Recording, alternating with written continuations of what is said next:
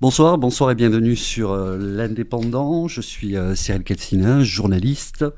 Bienvenue donc dans nos studios où nous consacrons aujourd'hui un nouveau débat consacré au municipal des 15 et 22 mars prochains.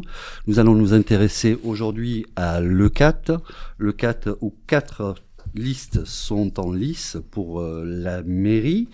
Nous ne recevons que 2 candidats aujourd'hui puisque Laure Emmanuel Philippe nous a dit qu'elle avait une réunion de groupe et Alain Massa tiendrait une réunion publique. Donc autour de nous, Michel Pi de l'ECAT Renouveau. Bonsoir. Bonsoir à tous nos auditeurs, à tous vos lecteurs. Et bonsoir, Monsieur Philippe Durand. Bonsoir à tous. Votre liste, c'est Nouveau Cap pour l'ECAT et vous êtes soutenu par l'association l'ECAT Citoyenne. Absolument. Tout à fait. Très bien.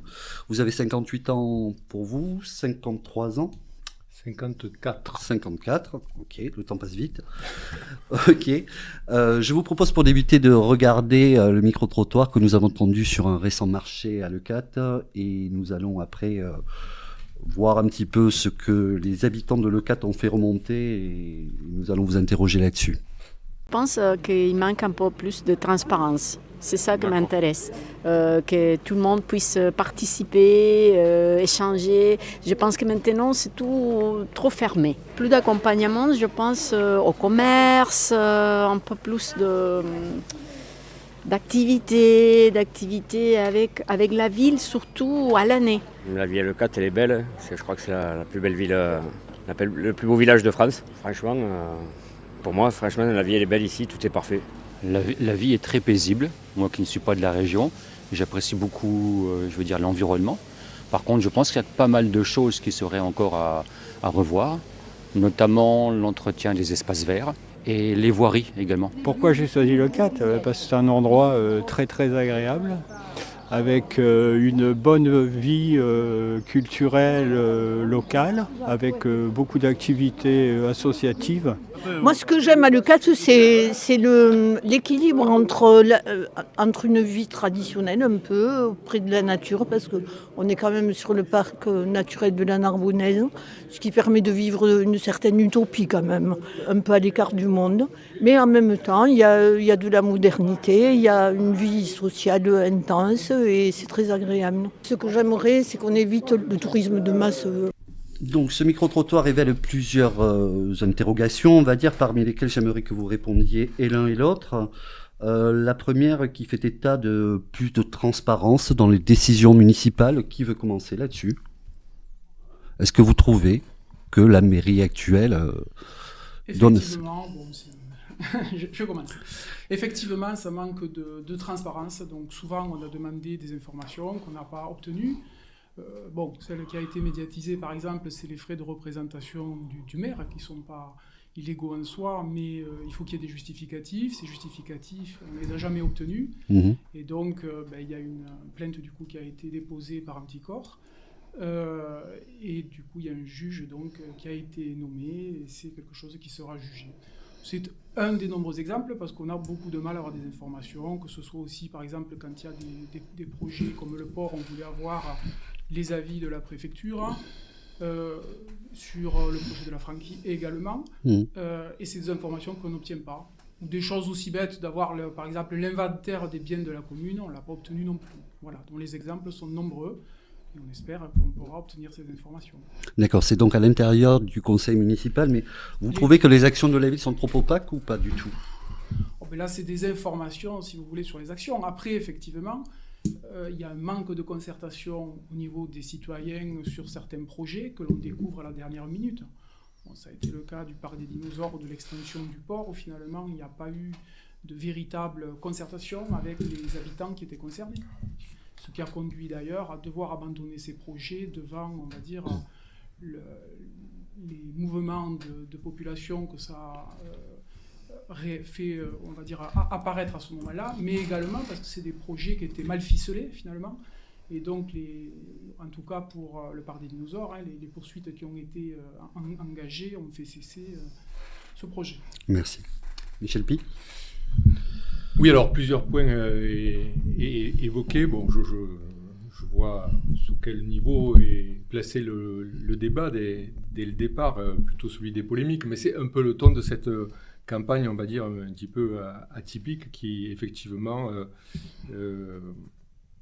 s'éloigne un peu du débat, des sujets de fond, du vrai programme, pour aborder finalement des sujets annexes, mais qui peuvent être importants et sur lesquels je n'ai évidemment rien à cacher. Sur le premier, vous évoquez la transparence. Enfin, c'est pas moi. Hein, oui. De quelle transparence parle-t-on? Quelle transparence évoque-t-on? Tout est public. Les comptes sont publics. Toutes les décisions de la ville sont publiques. Tous les documents qui doivent être communiqués sont communiqués. Des concertations, il en est organisé, mais plus d'une concertation officielle au moins par an. Officielle, c'est-à-dire les commissaires enquêteurs, procédures encadrées, où tout le monde peut s'exprimer. Et je ne mets pas dans le lot toutes les autres concertations non officielles que la ville organise. 8 réunions de quartier par an, où la population peut s'exprimer librement. Une rencontre avec l'ensemble des socioprofessionnels, par an également. Une rencontre aussi avec tous les présidents de copropriété, où chacun peut s'exprimer sur tous les projets de la ville qui sont présentés. Donc, voilà, donc on n'a pas grand-chose à dire sur le bilan. C'est vrai que le bilan est excellent, hein, tout le monde le reconnaît, et tout le monde essaye de se l'approprier. Alors on va chercher, oui, transparence, etc. Alors sur les dossiers qui ont été évoqués, comme le projet de port, là, le parc de dinosaures, l'extension du port, le parc de dinosaures. C'est pas comme si je les avais annoncés dans mon programme de 2020, vous voyez, c'est noir sur blanc dans le programme. Donc, quelle transparence. Donc, dans le programme de 2020, il est écrit noir sur blanc que nous portons un projet de développement du port qui passera par la création de places, la requalification de la zone technique, une nouvelle capitainerie, un projet sur 10 ans, une nouvelle aire de convivialité. Donc, tout était écrit noir sur blanc, on n'a rien caché. Les électeurs ont voté pour cela. Quant au développement de la zone d'activité de loisirs, il était aussi écrit dans le programme qu'on la développerait. Après, des opportunités, des dossiers sont recherchés, des opportunités se présentent, on les saisit. Et sur le projet auquel tu fais référence, le Dino Park, c'est pas non plus comme si on n'en avait pas parlé, puisque avant de le mettre, de délivrer les autorisations dont ce projet avait besoin pour se réaliser, il en a été question dans toutes les réunions de quartier de Port-le-Cat, préalablement, je dis bien préalablement. Il en a aussi, on l'a aussi présenté aux socioprofessionnels du tourisme, tous l'ont connu, hein, au mois de septembre ça a été fait, ça leur a été présenté, ainsi que par la suite au président de copropriété. Bon, donc je veux bien qu'on peut toujours faire mieux, aller toujours plus loin, mais il me semble que l'information, elle circule déjà beaucoup. Et je pourrais aussi parler de tous les moyens que nous utilisons pour cela, qu'il s'agit du bulletin municipal, de nos réseaux sociaux, qui relaient régulièrement beaucoup d'informations sur l'activité de la ville. Donc ce projet a un manque de transparence, en tout cas moi personne ne me le fait. Bon, à part l'opposition, mais personne ne me le fait dans la ville. Bon, la personne, là, je ne la connais pas, je ne sais pas de qui il s'agit. Donc, personne ne me le fait et je le récuse. Voilà. Puis, dernier point dont Philippe a parlé des frais de représentation. Bon, je ne savais pas s'il avait l'intention d'évoquer ça ou pas. Apparemment, oui. Voilà, apparemment, oui. Donc, évidemment, quand on n'a pas grand-chose à dire sur le bilan ou sur le programme, on essaie de jeter l'opprobre. C'est ce qu'on fait avec ces frais de représentation, qui, comme il a eu le mérite de le rappeler, ça je lui ai assez gré, sont tout à fait légaux. Mais comme c'est rentré dans la polémique, on a beaucoup parlé de... Ils sont légaux, ils sont justifiés. Je suis désolé. Oui. Donc il faut quand même faire la nuance, c'est très important. Les frais de représentation, bien entendu, sont légaux. Il est évident que si tu te rends à Paris pour représenter la commune et que tu as un justificatif, il n'y a aucun problème. Bon.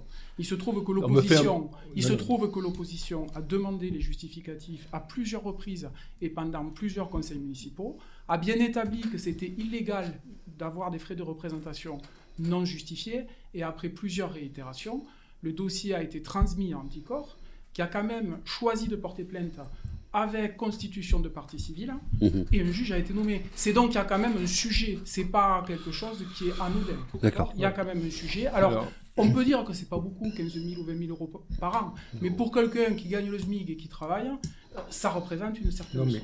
Alors, permettez-moi d'en dire deux mots. Oui, bien sûr, bien sûr. Directement mise en cause, Oui. et je ne pensais pas honnêtement que le débat tournerait autant autour de ça, mais ces frais de représentation, donc effectivement, on en a beaucoup parlé, parce qu'il y a beaucoup d'élus qui s'en sont servis pour beaucoup de choses. Moi, à l'ECAT, ces frais de représentation, ils n'ont servi qu'à me déplacer. Ils n'ont servi qu'à me déplacer et qu'à aller représenter la ville dans les mandats que j'ai. Et tout le monde comprend bien, enfin, du moins je l'espère, que quand on est un élu, un maire comme moi, parmi les plus éloignés de Paris, on a des frais de représentation, des frais de déplacement qui sont par exemple plus élevés qu'un élu de banlieue.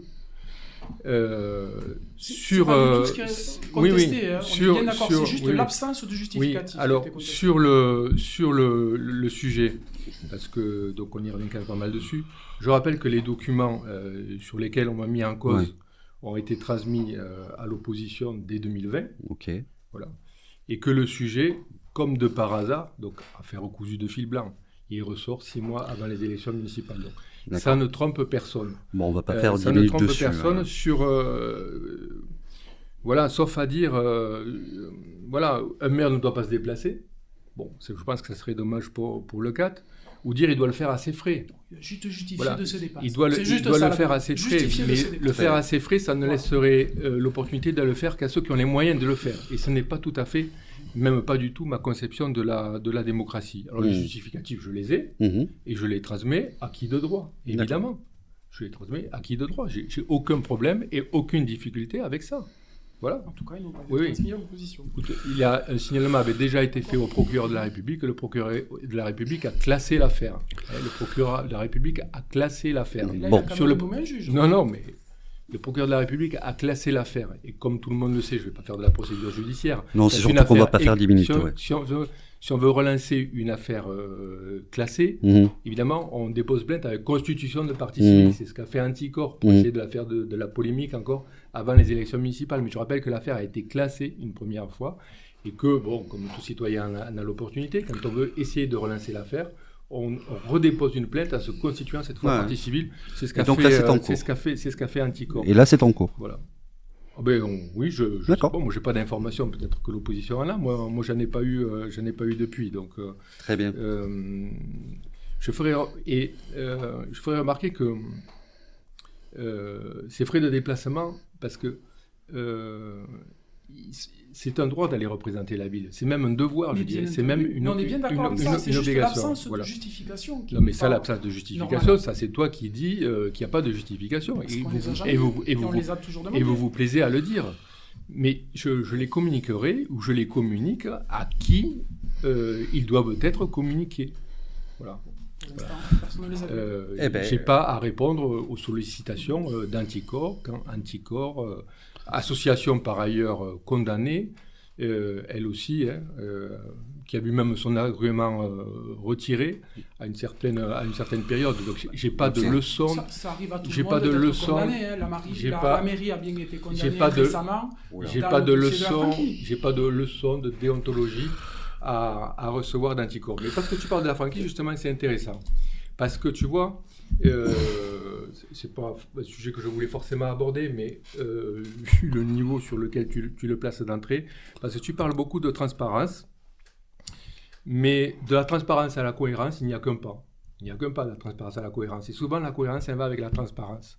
Alors, tu parles de ce projet de la franquise, justement. Tu te présentes comme, dans tous tes documents de campagne et publicité, comme directeur des engagements d'un établissement bancaire par lequel tu as prêté à ce projet, à la franquise, qui par ailleurs est contesté par l'association qui te soutient. Donc moi, je voudrais savoir quel Philippe Durand est devant moi. Celui qui prête au projet pour qu'il se réalise, ou celui qui est soutenu par l'association qui le conteste. Alors, c'est très simple. Là, aujourd'hui, on est dans un débat, d'accord ? Dans ce débat, je représente les intérêts des citoyens de la franquise. unanimement, les gens ont condamné ce projet. Je rappelle quand même, ce qui était prévu, c'était un jardin public. Alors déjà, on en a enlevé un à la Franquie qui était très joli avec des arbres pour en remettre un tout petit. Et là, on veut enlever un espace finalement qui est une zone inondable pour faire en plein cœur de la Franquie des immeubles qui sont à plus de 15 mètres de haut. Et on va certainement gâcher aussi l'ancien hôtel du parc qui pourrait devenir un lieu de rencontre, comme c'était prévu dans le PLU initialement. Je ne fais que défendre ce qui était prévu initialement sur la Franquie, qui est quand même un site, j'imagine, que tu dois aimer autant que moi. Mais en l'occurrence, je trouve que mettre ça au cœur de ville, ça gâche l'attrait de la Franquie en mettant 2 immeubles, un de 4 et un de 5 niveaux. Et moi, je voudrais savoir pourquoi le directeur des engagements a prêté à ce projet.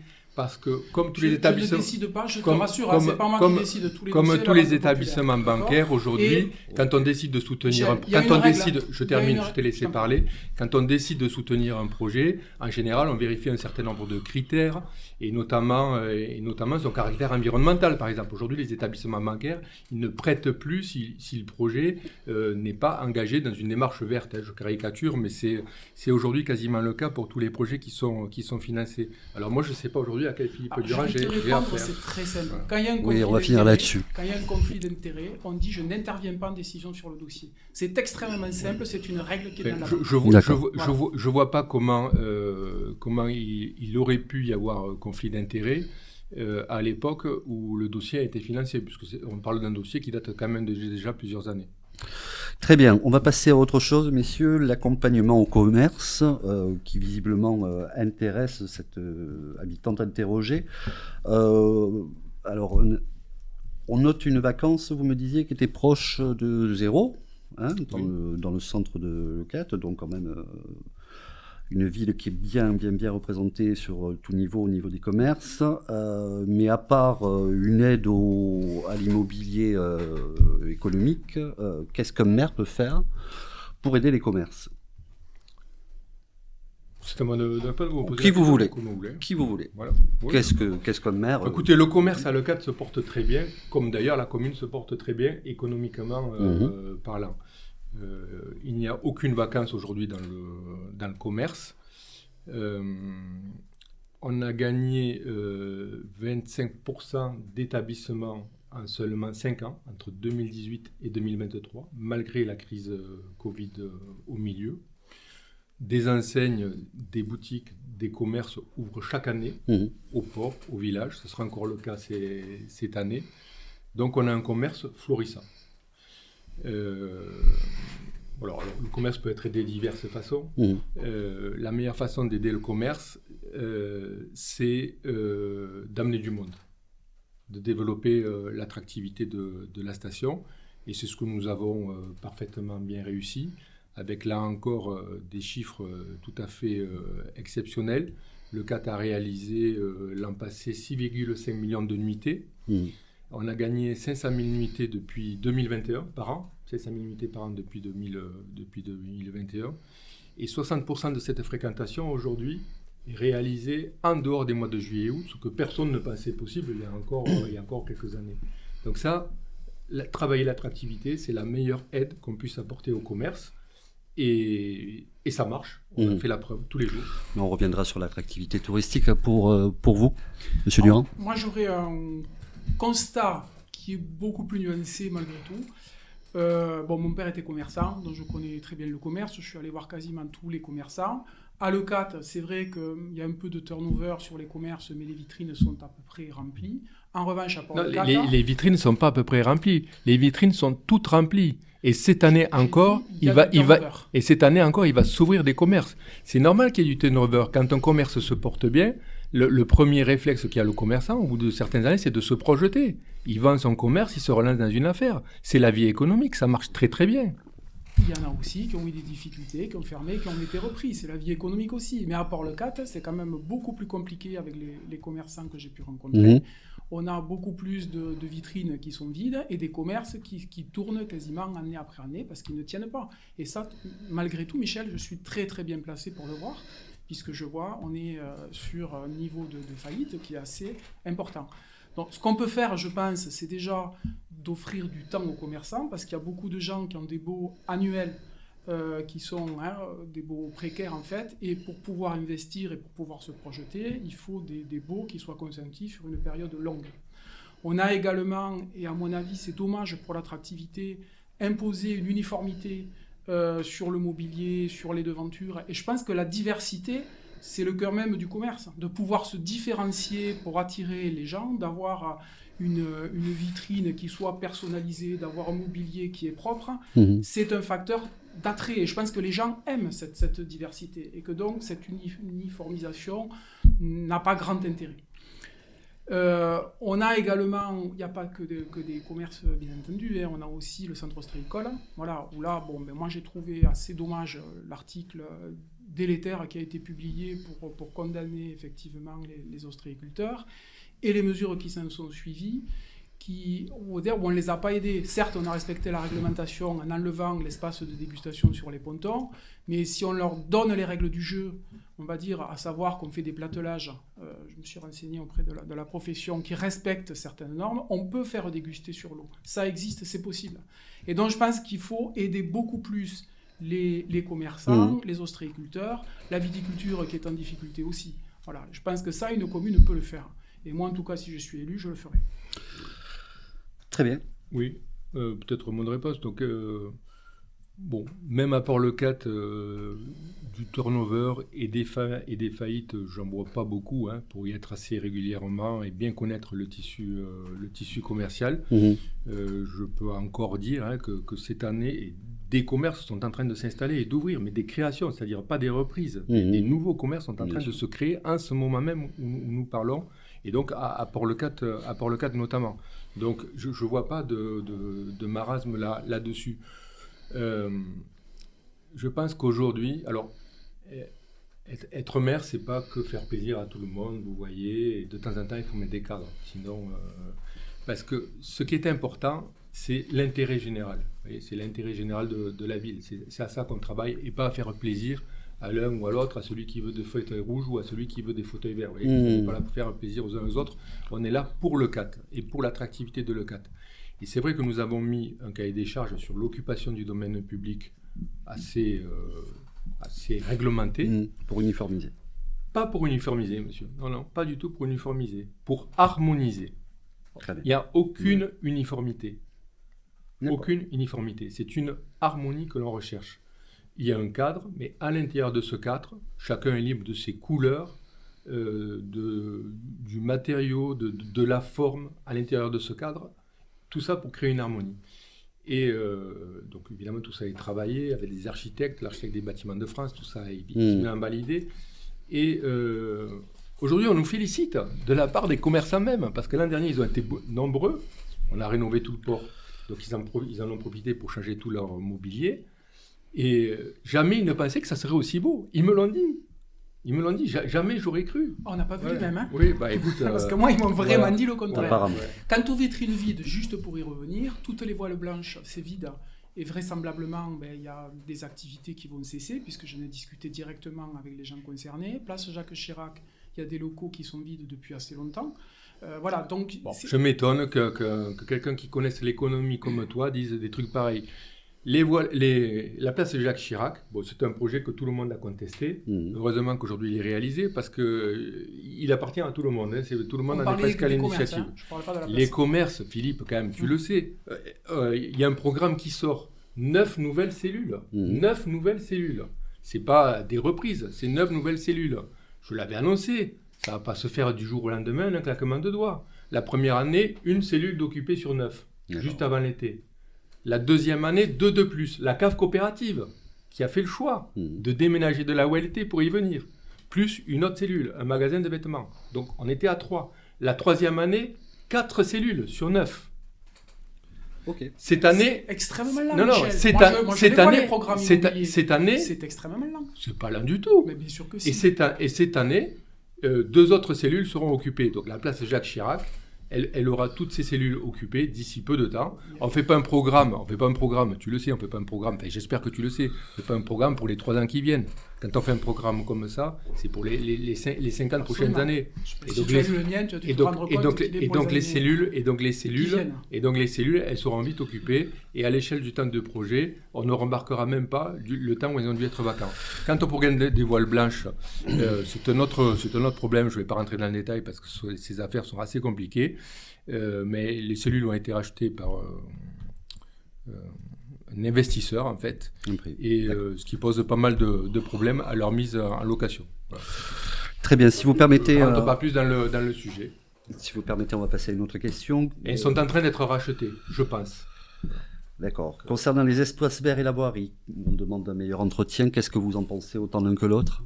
Est-ce que l'entretien de ces espaces verts et de ce voirie sur les différents secteurs de l'ECAT sont assez corrects ou mériteraient plus attention ? Alors moi, je suis ingénieur agronome de formation, donc forcément, sur les espaces verts, je ne peux pas être satisfait.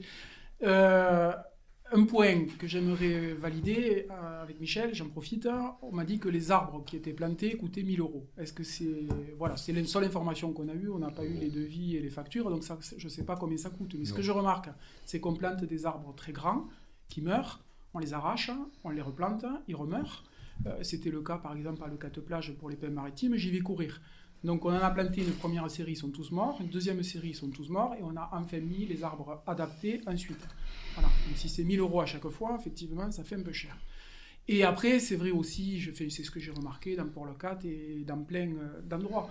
Bon, après, on a des difficultés, certainement, j'imagine, sur l'arrosage, sur l'entretien, sur pas mal de sujets comme ça. Mais c'est vrai que les espaces verts, c'est pas extraordinaire.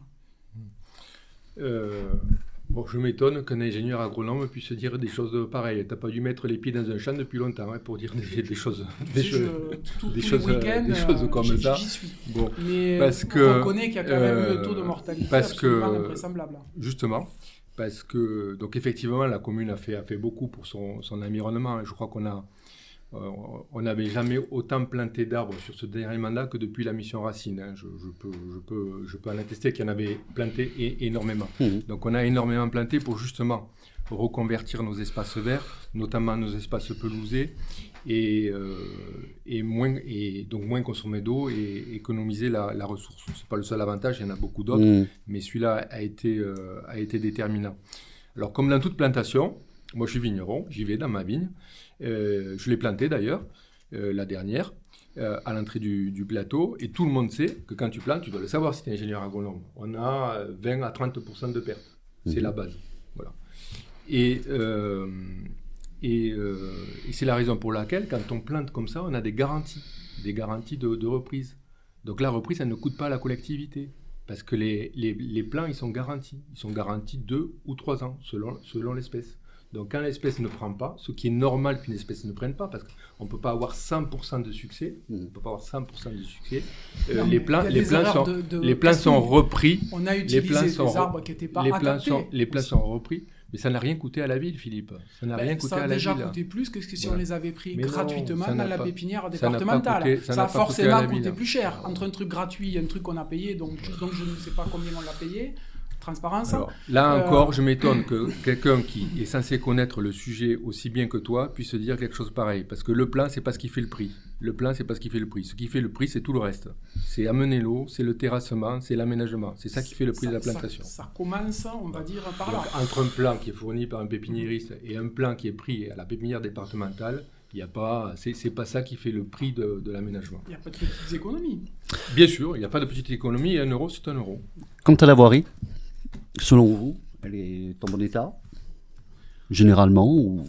Mais il va dire que oui, tu vas dire que oui, non? Ça dépend des rues. Il y a des rues qui ont été refaites et qui sont en très bon état, et il y en a qui sont... Donc visiblement, c'est pas un problème... C'est pas un problème essentiel. Il y a peut-être la montée du phare, mais il y a peut-être des projets aussi de réparation des rues qui ne sont pas en état dans le village. Après, il y a peut-être des rues aussi qui sont privées. J'imagine à côté du supermarché, il y a des endroits qui sont assez insalubres, mais bon, c'est peut-être privé, je n'ai pas tous les éléments. Justement, pour revenir à ces espaces verts, ce qui nous fait aussi rebondir sur la question climatique, puisque est-ce que vous adaptez les essences pour que justement elles puissent correspondre à ces changements climatiques qui arrivent, puisque bon, l'eau a quand même été c'est essentiel. C'est essentiel, et le changement climatique, il est à l'œuvre. Aujourd'hui, plus personne ne le conteste. Et des communes comme les nôtres, en bordure de la Méditerranée, ils sont peut-être même davantage exposés que d'autres. Ne serait-ce que par l'érosion du trait de côte, donc etc. c'est un sujet qui doit être... Parce qu'on a des effets que n'ont pas forcément d'autres communes. Donc l'adaptation de nos espaces verts est un sujet essentiel. Je dois dire que j'ai été beaucoup critiqué pour ça, quand j'ai arrêté et supprimé toutes les pelouses. Les pelouses qui faisaient la carte postale de Port-le-Cat. Entrer dans Port-le-Cat, c'était des golfs. Et donc j'ai pris la décision, j'ai dit non, il faut arrêter avec ça, bien avant qu'on soit soumis à des arrêtés de restriction sur l'usage de l'eau. Visionnaire. Je pense sur le sujet, bon, pas sur le seul, mais effectivement l'avoir été. Et on s'est engagé dans effectivement des plantations assez massives d'arbres, d'essence adaptée à notre climat. Parce que l'arbre, il a non seulement l'avantage effectivement d'être moins consommateur d'eau, une pelouse par exemple, c'est aussi de la biodiversité en ville. L'arbre permet de stocker du carbone. L'arbre a un impact paysager certain. L'arbre amène aussi de la fraîcheur, de l'ombre, et on doit y penser dans des stations comme nous, qui ont été aménagées de manière assez minérale. Donc, mais ce n'est pas le seul élément de mon engagement en faveur de l'environnement. Le compte n'y est pas en matière d'arbres, de plantes grimpantes. Sur la place du village, par exemple, bon, il y a des trop minéral. Tout petits. Oui, il y a beaucoup de minéralité. La voie de la digue-siège, on a beaucoup bétonné. Il y a finalement très peu d'arbres au mètre carré quand on regarde.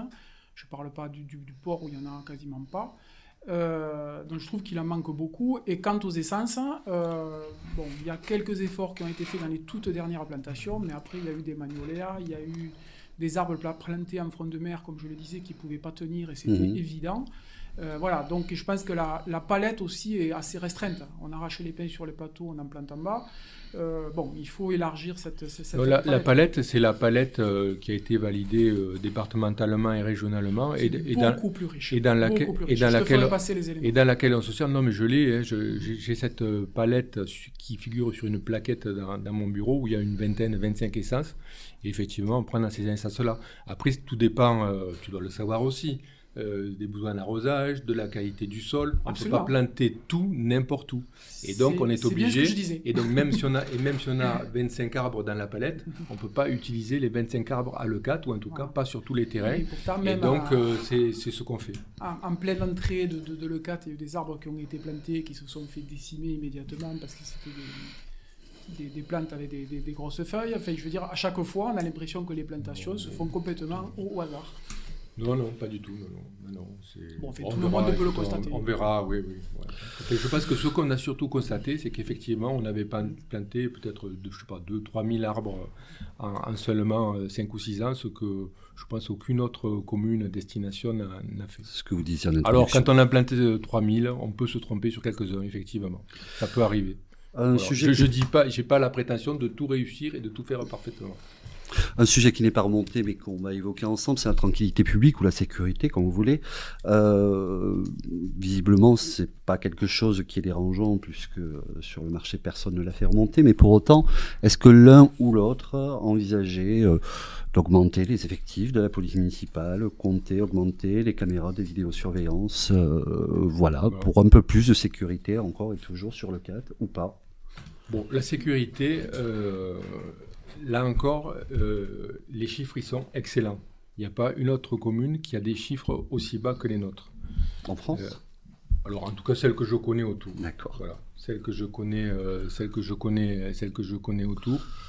Ah bon? Tu as d'autres éléments? J'ai d'autres échos. On entend en permanence des vols de voitures, des agressions, des vélos, j'en parle pas, les gens ne les tiennent pas. Donc il doit y avoir quelques soucis. Alors je ne sais pas comment c'est déclaré, je ne connais pas la façon dont on forme les chiffres. Mais en tout cas, quand on discute avec les gens, c'est pas rare d'entendre parler de ce genre de sujet. Je ne parle pas du port, où là aussi, j'ai eu plusieurs échos là-dessus qui étaient assez négatifs. Les chiffres, ce sont les mêmes pour toutes les communes. Le thermomètre, toutes les communes utilisent le même. Ce sont les données qui sont fournies par la gendarmerie. Le 4, je ne sais pas si vous le savez, c'est 16 500 résidences. 16 500 résidences. L'an passé, au mois d'avril 25, puisque c'est les données là, 24 cambriolages. 16 500 résidences, 24 cambriolages. Sur l'année. 24, c'est toujours trop. C'est un de trop. et avec une diminution significative par rapport à il y a quelques années en arrière. Mais il y a des seuils en dessous desquels on ne peut pas aller, parce qu'il y a toujours une délinquance d'opportunité. Vous savez, celui qui est porté sur la chose, s'il voit une maison ouverte, s'il voit une voiture qui a les vitres baissées, etc., la délinquance d'opportunité, elle existe. Donc il y a un seuil en dessous duquel on ne peut pas aller. Et je pense qu'on a des chiffres qui ne nous permettront pas forcément de faire beaucoup mieux, malgré les efforts remarquables, je dois le dire, parce qu'on a une gendarmerie et son major qui la commande, qui font un travail extraordinaire, et des effectifs de la police municipale qui font aussi un très gros travail. Alors en police municipale, effectivement, on porte aussi le projet d'augmenter les effectifs. De combien ? En tout cas, de revenir au tableau, parce qu'on a un objectif à 16 qui n'est pas aujourd'hui atteint, parce qu'il y a beaucoup de difficultés à recruter aussi. D'accord. C'est un secteur où on a beaucoup de difficultés à recruter. Évidemment, il y a des formations, il faut des agents formés, etc. Et ce n'est pas toujours facile d'avoir les bons candidats. Des candidats notamment prêts aussi à s'installer sur la commune, etc. Parce que c'est aussi des conditions importantes quand on est policier municipal que de pouvoir être présent sur le territoire. Voilà. Et puis il y a d'autres solutions qu'on va aussi expérimenter, en tout cas qu'on propose et qu'on met dans le débat durant le prochain mandat. Et notamment, je souhaiterais qu'on puisse expérimenter l'utilisation de l'intelligence artificielle dans la vidéoprotection, de manière à pouvoir détecter les comportements normaux. D'accord. Vous avez combien de caméras ? Plutôt que d'avoir des agents qui surveillent 24 heures sur 24 derrière les écrans, ce qu'une commune comme le 4 ne peut pas faire. L'intelligence artificielle est un outil qui permettrait, comme ça, de détecter les comportements normaux et donc de pouvoir intervenir effectivement plus rapidement avant la commission des faits plutôt qu'après. D'accord. Donc pas plus de caméras et pas plus d'effectifs de police municipale. Mais des caméras. Bon, je pense qu'on est une des communes les plus vidéosurveillées de France. Là, je dis, si on ramène le nombre de caméras aux habitants permanents. Et donc chaque année, on a un réseau de caméras qui est entretenu, qui est modernisé, qui se développe. Des caméras sont changées par des caméras plus performantes.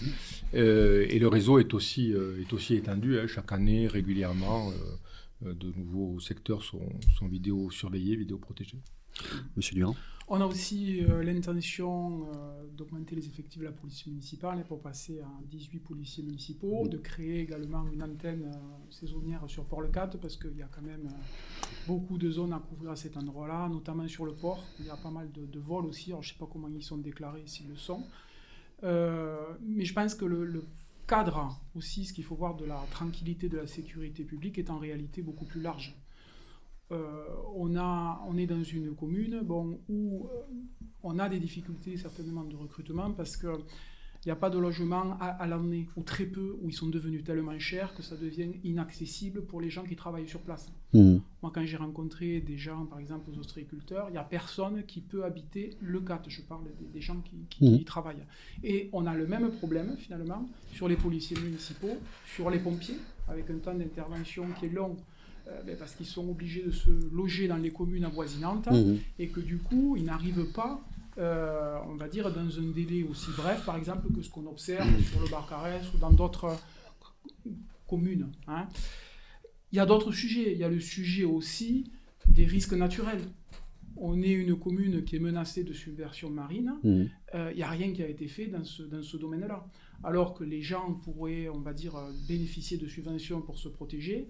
On continue à construire en zone inondable et on ne fait pas bénéficier les citoyens qui sont dans des zones vraiment très critiques des mesures, on va dire, de traitement de cette problématique. Alors tout ne peut pas être réglé, mais il y a quand même des mesures que l'on peut mettre en place. D'accord. On a également le risque incendie, où là, on manque certainement de détection automatique dans des zones qui sont extrêmement sensibles, comme la Franquie ou le haut de l'Hôtel du Village, où il y a des endroits qui sont juste à côté de la route, qui ne sont pas débroussaillés de façon suffisante. Voilà. Donc il y a des choses qui sont. Donc là, c'est plus de l'entretien. D'accord. Voilà. Ok. Bon, sur ce sujet-là, sur la prévention, je ne vais pas détailler, mais on ira aussi. Non, mais on ne va pas rebondir sur tout. De toute façon, c'est ce qui fait aussi votre différence. On ira aussi. Mais il y a un sujet sur lequel je voudrais parler parce que M. Durand, il parle du logement. Oui. Donc le logement, effectivement, c'est un sujet important. C'est pas facile de faire du logement à Leucate, parce qu'on a beaucoup de contraintes. Le foncier est cher aussi. Leucate est attractif, donc le foncier est cher. Et c'est un sujet qui n'est pas facile. Donc, on aide le logement social. Hein. On vient de financer la réalisation de nouveaux logements sociaux. Combien ? 2, alors au village, hein, parce qu'on fait du diffus. 100 000 euros d'aide pour faire de logements que la ville met. Hein. Que la ville met. On en fait régulièrement parce qu'on a pris le parti de faire du diffus plutôt que du groupé. Les logements sociaux, c'est important. Ce qui est important aussi, et moi j'y suis très attaché, c'est de permettre aux jeunes ménages locatois d'accéder à la propriété, de devenir propriétaires. Et c'est pour ça que chaque fois que je l'ai pu, et notamment dans pratiquement tous mes mandats, on a fait des lotissements communaux réservés aux jeunes ménages locatois. Et nous en ferons encore un autre dans le cadre du prochain mandat. Mais je suis assez inquiet de la politique de logement que va mener M. Durand, puisque la personne qu'il a responsabilisée, là, dont il fait l'éloge pour s'occuper du logement, dans son programme, dans sa vidéo, là, Madame Massiot, elle a tous les critères pour parler avec acuité du logement. C'est pas du tout Madame Massiot qui s'occupe du logement. C'est ce qui est écrit, c'est ce qui a écrit. Madame Massiot va s'occuper du logement. Madame Massiot, elle a signé et publié la pétition contre la dernière grande réalisation de logements sociaux à Port-le-Cat. Alors, on a de quoi être inquiet de la politique qui sera suivie en matière de logement. C'est parce pas que du tout Madame Massiot qui a signé ça. Si, s'occupe du logement. madame. Ce qu'on peut dire, c'est que tu l'as appris en séance du conseil municipal, la mairie de Leucate a perdu le droit de préemption parce qu'on ne fait pas assez de logement social. Ça, on peut le dire. La plupart des gens qui travaillent à Leucate, Madame Massiot, des gens qui travaillent à Leucate ne peuvent pas se mais Madame loger à Massiot, c'est sa colistière. Il dit sur son site qu'elle a toutes les qualités requises pour parler du logement. Il le dit. Madame Massiot, pour les personnes âgées, parce que tu le dis, écoute, tu le dis, tout le monde peut aller le vérifier. On va sur ton site, on regarde ce que tu dis à propos de... C'est Pascal Rousset qui est responsable du logement. On va sur ton site. Les gens regarderont. J'invite les auditeurs à le faire. Ils vont sur ton site, ils regardent ce que tu dis de Madame Massiot, et ils vont voir que tu dis qu'elle a toutes les qualités pour s'occuper du logement. Et Madame Massiot, elle a signé une pétition et publié sur sa page Facebook contre le dernier programme de logement social de Port-le-Cat. Trop près de chez elle, certainement. C'est pas vrai. Mais si, c'est vrai. Monsieur Durand. Tout le monde pourra aller le vérifier. Fais attention à ce que tu dis. Vérifions-le. Les gens pourront y aller, je vous en prie. Sur le logement, quel est votre programme ? Alors, notre programme, effectivement, c'est que les Leucatois qui travaillent à Leucate puissent se loger sur Leucate. Ça me paraît particulièrement important. Aujourd'hui, il y a des logements qui se font. Il y a des gens qui arrivent également dans ces logements à venir se loger à l'année. Mais par contre, ce sont souvent des retraités et pas des actifs. Donc ça peut poser un problème pour la vie de la commune. Ensuite, pour qu'il y ait des jeunes enfants qui soient là, il faut que des jeunes puissent accéder au logement aussi. Et c'est aussi, il en va de l'avenir de nos écoles et de notre village. Très bien. 2 derniers points qu'on va essayer d'aborder, mais assez rapidement, puisque ça fait déjà 3 quarts d'heure que nous sommes ensemble. La santé. Vous, je pense que dans votre programme, vous avez prévu la création d'un pôle santé à Leucate Village, me semble-t-il. Oui. J'avais annoncé lors de ma précédente campagne électorale que la santé ne serait plus un problème. Et c'est peut-être parce qu'elle ne l'est plus, ou en tout cas beaucoup moins à Leucate, qu'on en parle aussi peu. Parce que c'est un problème dans pratiquement toutes les communes, mais pas à Leucate. On a fait la preuve de notre savoir-faire. Vous savez, quand il y a des problèmes, j'aime assez vite les résoudre.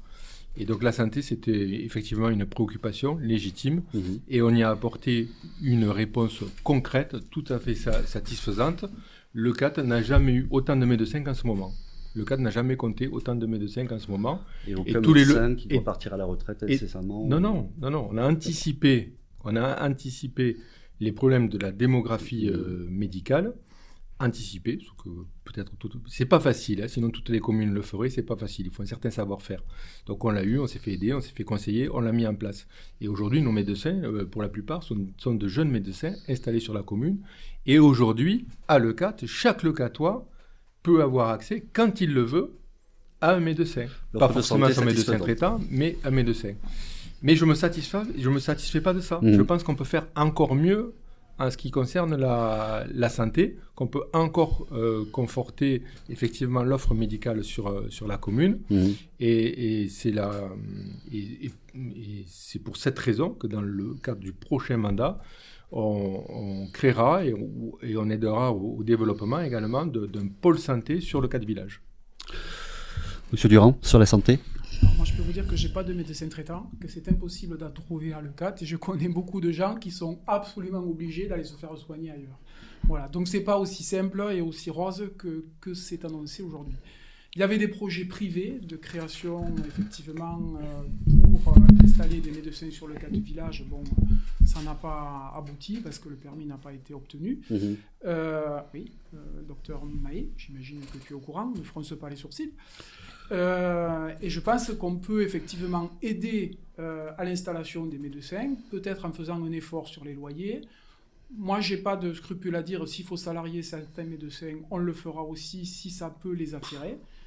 Si ça peut les attirer, pourquoi pas. Alors, il y en a qui ne marchent effectivement qu'au salaire, je le sais, mais il y en a aussi qui recherchent un certain confort de vie. Ça se fait ailleurs.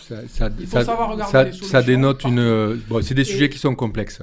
Mais ça dénote quand même une grande méconnaissance du sujet. Alors effectivement, finir quand même. Oui. Vas-y, termine, je t'en prie. Excuse-moi. Oui, puis il est votre programme, allez-y. Voilà. Et donc, je pense qu'il faut en tout cas utiliser tous les leviers. Donc, il y en a qui ont été utilisés et je suis tout à fait, on va dire... Mais tu peux dire que c'est bien ce qui existe à Port-le-4. C'est exactement ce que j'allais dire. J'allais dire, je suis vraiment content qu'il y ait la maison médicale sur Port-le-4. Mais il a du mal à le dire, c'est pour ça que je l'aide un peu. Absolument.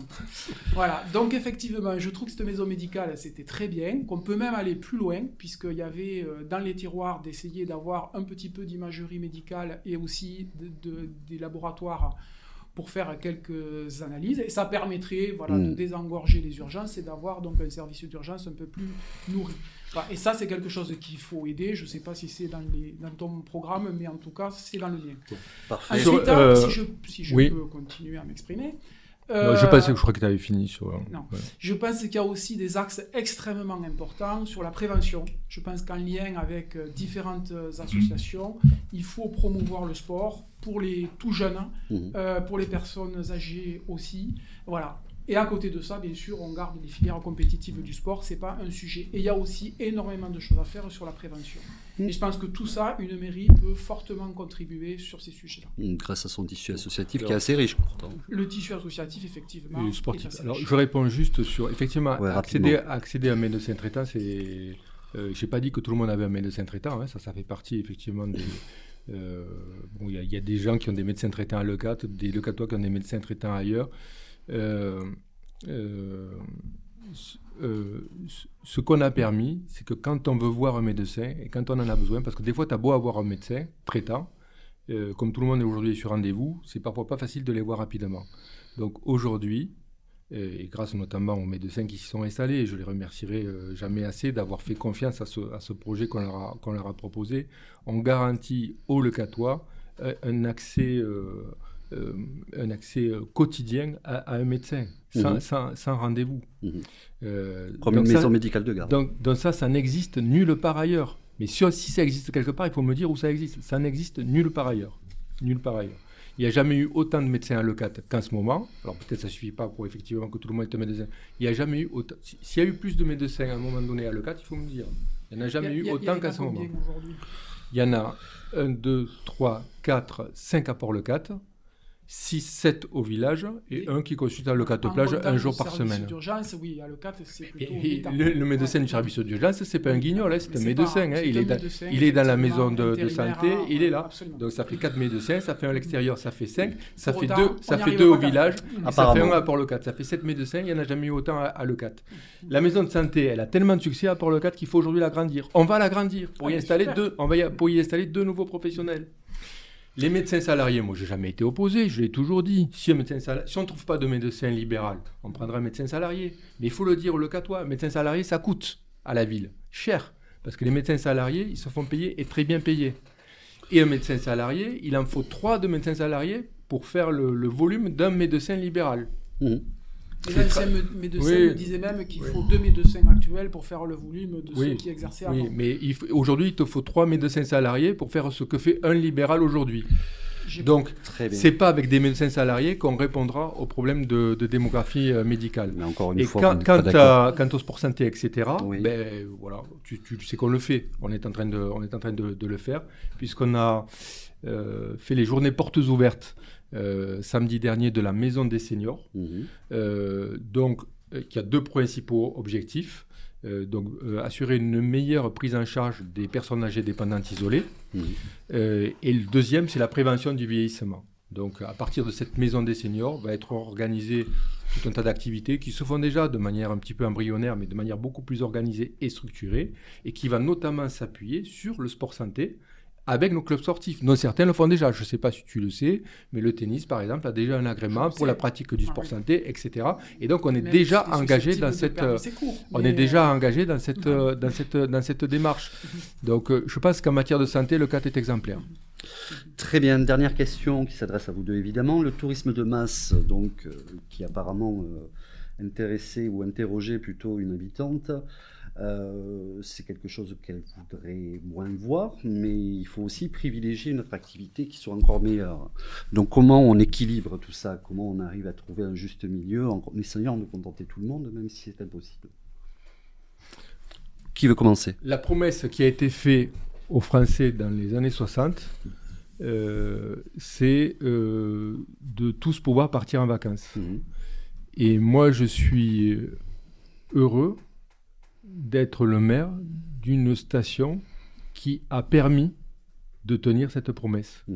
L'histoire et l'ADN de l'ECAT, c'est d'accueillir tous les Français, quel que soit leur niveau de vie, pour leur permettre de passer des vacances.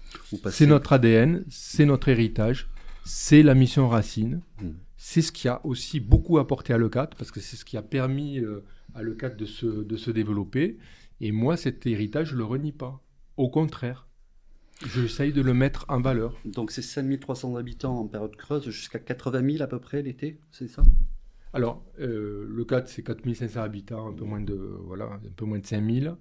Dans les chiffres, c'est jamais moins de 7 à 8 000 personnes présentes sur la station, parce qu'on a des propriétaires de résidences secondaires qui ne sont pas recensés comme des permanents, mais qui fréquentent la station, y compris dans les mois les plus creux. Et la capacité de la station, elle est très officiellement autour aujourd'hui de 79 000 lits. Okay. Très bien. Donc sur ce sujet, moi je ne vais pas vous dire que je ne veux pas de tourisme de masse, bien entendu, il en faut du tourisme, c'est la raison d'être effectivement de notre station. La problématique que l'on a, c'est que la saison touristique et le chiffre d'affaires des commerçants que je vois moi effectivement régulièrement se concentre de plus en plus. Aujourd'hui, ça commence finalement début août, avant c'était début juillet, et donc on a cette forme de concentration qui est effectivement néfaste. Donc il faut élargir la saison touristique. Alors il y a quelques événements qui ont eu du succès à l'époque, mais qui sont en perte de vitesse aujourd'hui, comme le Mondial du Vent, comme la Fiesta, qui avaient, on va dire, je pense, Michel, cette vocation d'élargir la saison touristique. Et je pense qu'il faut continuer également avec d'autres voies, comme l'écotourisme.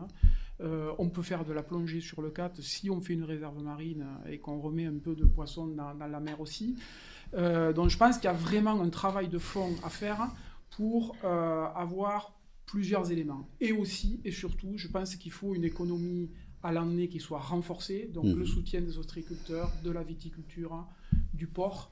Et on ne peut pas tout miser sur le tourisme non plus, il faut aussi effectivement pouvoir... Mais bien sûr, il y a tous ces éléments-là. Il y a notre gastronomie, nos professionnels agricoles, etc., qui sont importants. Alors bon, sur l'hypersaisonnalité de la station, de la destination, je le conteste, mais d'ailleurs, tous les gens qui viennent à l'ECAT le contestent. 60%, encore une fois, des nuitées réalisées sur l'année sont réalisées en dehors de juillet et août. Moi, quand j'ai été élu, du chiffre d'affaires des commerçants, ce que je vois, la saison, c'était juillet et août uniquement, point. aujourd'hui, 60% de la fréquentation est réalisée puisque en dehors des mois de pas juillet mal d'animations et ont août. lieu. La plupart des commerces aujourd'hui, en tout cas une grande majorité, vont ouvrir dès le printemps, dès les vacances de Pâques, et vont le rester jusqu'aux vacances de Toussaint. Ça n'existait pas avant. Quand nous avons créé le Mondial du Vent, 1997 pour la première édition, voilà, donc personne n'y croyait déjà. On m'a dit qu'est-ce qu'il va encore faire le maire là avec cette idée. Première édition du Mondial du Vent, un seul commerce d'ouvert à la franquille, le bleu. J'entends encore José Fabre me dire, le patron du bleu là, avec sa voix si caractéristique, ancien joueur de Narbonne, je n'avais jamais autant vu de voitures à la franquille. Il m'a dit ça texto. Vous le faites très bien. Le Mondial du Vent, aujourd'hui, un seul commerce d'ouvert en 97. Aujourd'hui, tous les commerces de la franquille sont ouverts dès les vacances de Pâques. Et le reste, un seul commerce en 97, ouvert pour le Mondial du Vent. Aujourd'hui, tous les commerces ouverts dès le printemps. Et le reste, jusqu'à l'été, et même au-delà. J'en ai pas revu fermer. Alors, le Mondial du Vent en perte de vitesse, c'est facile de dire ça. C'est quand même un constat par rapport à ce qui se passe à tous les événements ont besoin... On n'est pas du tout... Il faut pas... On est dans une complémentarité, et nos événements ne sont pas les mêmes. Moi, quand on a porté des événements, j'ai fait en sorte que ces événements, voilà, un événement, je fais en sorte qu'il soit lié au territoire, qu'il soit porteur de sens. Le Mondial du Vent, il a été fait pour élargir la saison. Il y est très bien parvenu. Il a permis à des commerces qui n'ouvraient qu'en juillet d'ouvrir maintenant dès les vacances de Pâques. Mais le Mondial du Vent, sa principale force, et aucun autre événement ne l'a celle-là, c'est sa médiatisation et ses retombées médiatiques. Le Mondial du Vent, il fait la promotion de l'ECAT et de la destination et des sports de glisse, comme aucun autre événement au monde fait la promotion d'une destination autour des sports de glisse. Le Mondial du Vent, c'est des retombées médiatiques partout dans le monde. Une épreuve, elle est diffusée partout dans le monde, elle a des retombées partout dans le monde. Et c'est probablement l'événement de la région le plus médiatisé. Chaque année, c'est un journal télévisé. Il n'y a aucun autre événement organisé en région qui, chaque année, peut avoir la garantie de passer dans un 20 heures. Le Mondial du Vent, il l'affiche. Et donc, la principale carte du Mondial du Vent, c'est ses retombées médiatiques. Et c'est à travers ça la promotion qu'il fait de l'ECAT autour des sports de glisse. Ça a été fait d'abord pour ça. Moi, je pense que ça a été... On va terminer là-dessus. Ça a été le Mondial du Vent. Et aujourd'hui, bien entendu, on s'est fait manger par d'autres stations parce qu'il n'a pas su se renouveler. C'était quelque chose où on est resté enfermé dans le même fonctionnement. Et aujourd'hui, ça ne suffit plus. Donc, il faut regarder un petit peu pourquoi les fournisseurs ne viennent plus et pourquoi il y a moins de retombées médiatiques que ça a pu l'être. Il n'y a pas moins de retombées médiatiques qu'à une certaine période. Il y a très peu de le Mondial du Vent, il a quelques contraintes que n'ont pas forcément les autres événements. C'est qu'il est organisé en site contraint. Parce que le bout de la franquille, c'est un site très contraint et qui ne permet pas, en matière d'organisation, autant de facilité que des événements qui sont organisés sur des sites... Ça n'explique pas la baisse du monde. Ça a toujours été un site contraint. On a toujours eu des difficultés sur ça. Donc ça n'explique pas pourquoi il y a moins de personnes. Ça nuit au développement et à l'accueil. Parce qu'on ne peut pas accueillir autant qu'on le voudrait. Sauf si on était ailleurs, mais je ne sais pas si tu as le projet de dépasser le Mondial du Vent, mais moi je tiens à ce que le Mondial du Vent continue à se dérouler à la franquille. Mais c'est pas ça qui fera venir plus d'exposants au Mondial du Vent. Alors après, il n'y a pas que ça, mais il y a peut-être aussi de réfléchir aux épreuves. Écoute, moi le Mondial du Vent, je le critique pas. Le Mondial du Vent, il a tellement apporté à la commune et il apporte tellement encore à la commune. La commune, elle est connue à travers le Mondial du Vent qu'on devrait tous soutenir le Mondial du Vent. On devrait tous être derrière le Mondial du Vent et pas en dire du mal et dire là ils font ci, là ils font ça, nanani, Michel, le Mondial du Vent, c'est un très bel événement. Bien sûr, comme tous les événements, il ne doit pas s'endormir. Exactement. Tu l'as dit, il ne doit pas s'endormir. Voilà. Moi, je veux lui donner un nouveau souffle au Mondial du Vent. Le Mondial du Vent, c'est cela. Le Mondial du Vent, c'est peut-être... Bon, je suis ravi qu'on parle du Mondial du Vent. Oui, bien sûr, j'entends que ça vous... C'est vraiment un événement qui me tient à cœur. Et il n'y a peut-être pas, en tout cas dans le spectacle qu'il propose, un événement qui se renouvelle autant que le Mondial du Vent. Parce que chaque année au Mondial du Vent, on peut voir de nouvelles disciplines qu'on n'a jamais vues ailleurs. Les premières compétitions internationales, c'est au Mondial du Vent qu'elles sont organisées. Ça a été le cas en kite, ça a été le cas en wing. Ça sera le cas cette année en para-wing. Première compétition mondiale de para-wing en France, ça sera au Mondial du Vent cette année. Donc un événement qui vit avec son temps. Moi, ce qu'on me dit, c'est parce qu'on a perdu les autres et qu'on s'accroche à celles qui viennent. Voilà, c'est ce que j'ai entendu quand j'ai fait le tour des professionnels. Mais qui dit ça? Du kite, C'est des gens qui connaissent ça. Qu'est-ce qu'on a perdu? Les grosses compétitions. Non, pas du tout. Et les plus médiatiques. Mais non, parce qu'on a des... Mais lesquelles, par exemple? Mais non, parce que cette année, on aura toutes les disciplines, encore une fois, de représenter. On aura du windsurf avec un championnat du monde organisé avec nos clubs. Je remercie CVCL, KSL qui font un boulot remarquable. On aura aussi du kite en démo et donc de nouvelles disciplines parce qu'on a fait le choix de montrer du para-wing. Est-ce que c'est pas un choix contraint? C'est pas du tout un choix contraint. Non, c'est pas du tout un choix contraint. C'est au contraire des développements. Je constate une baisse de fréquentation et une baisse de la popularité. Non. Bon, on n'arrivera pas à vous mettre d'accord là-dessus non plus. Oui. Merci messieurs d'avoir été avec nous pour ce débat. Merci d'y avoir participé. Merci à tous nos auditeurs et on se donne rendez-vous pour un prochain débat très bientôt. Merci. Sur l'indépendant. Au revoir. Au revoir.